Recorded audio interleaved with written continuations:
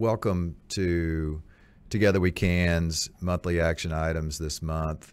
We are going to take a look at the life and the continued lessons of Dr. Martin Luther King Jr.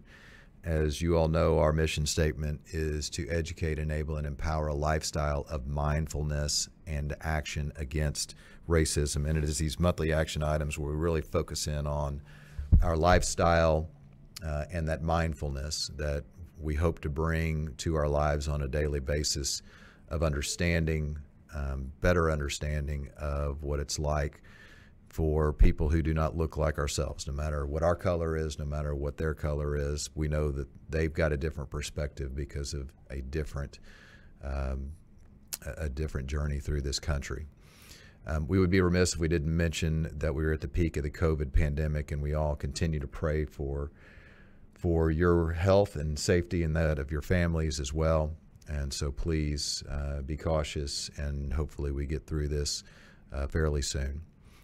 Dr. King's life is remarkable in so many ways. We can't capture it all in 1 hour's of action items. So we ask you to go through the action items this month and ask yourself, what impact Dr. King's life has had on yours, and more importantly, going forward, how can his words, how can his messages, teachings apply to your life going forward and make us, each one of us, a better neighbor, a better friend, a better parent, a better American.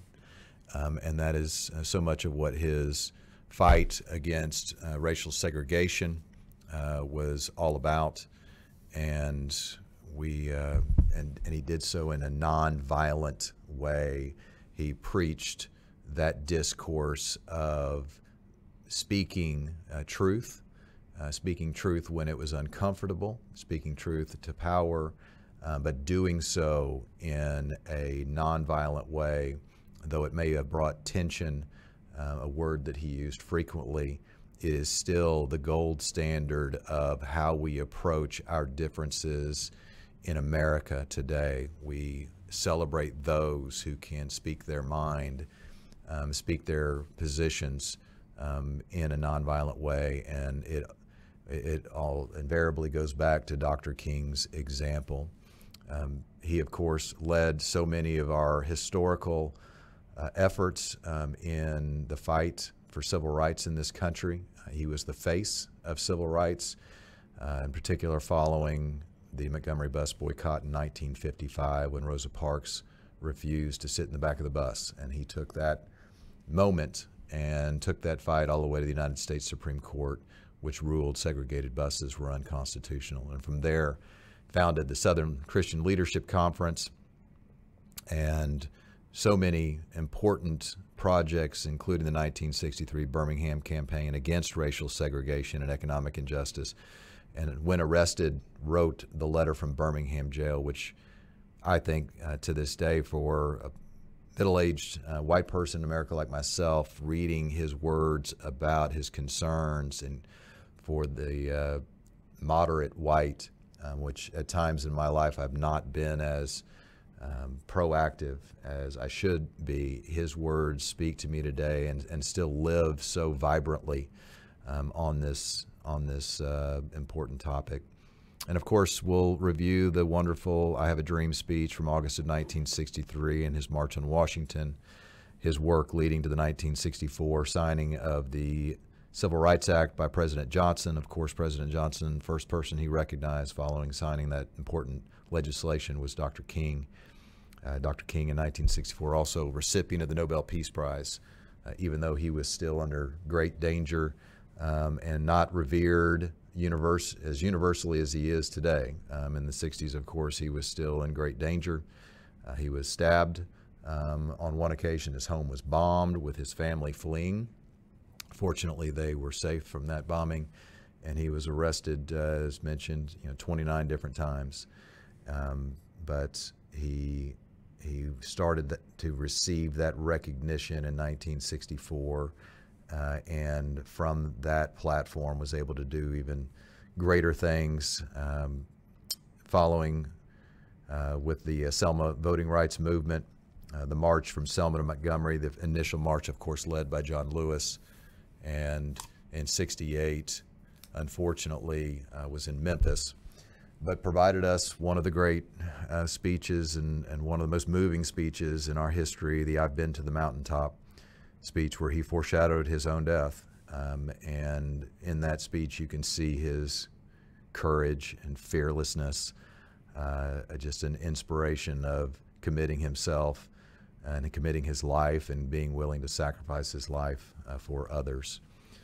He was shot and killed the very next day on April 4th, 1968, at the young age of 39 years of age. It seems like it just seems impossible that he accomplished so much in that short amount of time. So as we remember Dr. King and we continue to learn from his messages, and it'd be remiss in not mentioning his love for this country, the love for the ideals that it was founded on, that all men and women are created equal.